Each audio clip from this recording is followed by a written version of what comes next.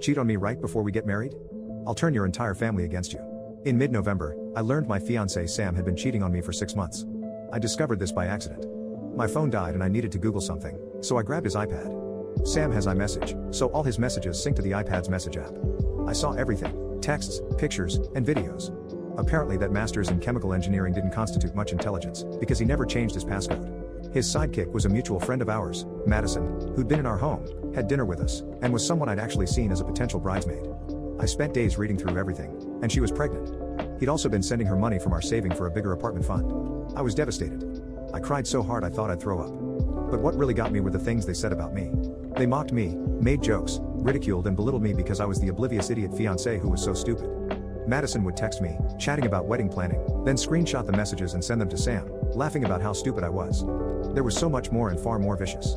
I was gobsmacked. I felt like the meanest girls from high school were standing over me, laughing while I cried. But I was more confused than anything. Who was this person, pretending to be my Sam? Now I realize I'd only seen one side of him.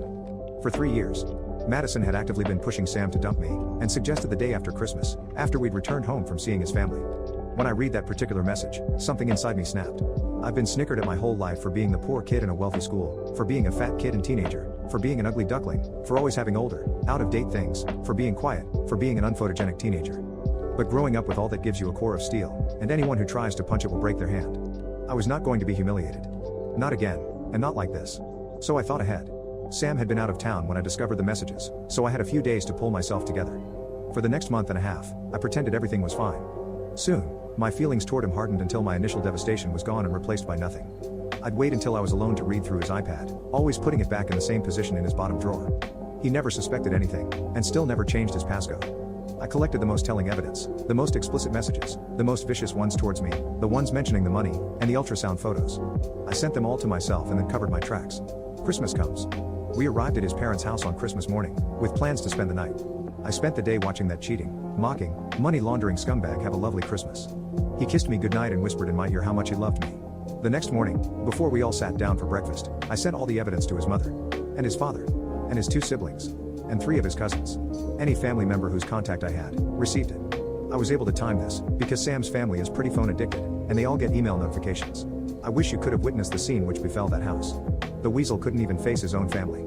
Talk about whiplash from that plot twist. He ran outside and had to be cornered. His brother dragged him by his hair back into the house, but I didn't stay for that.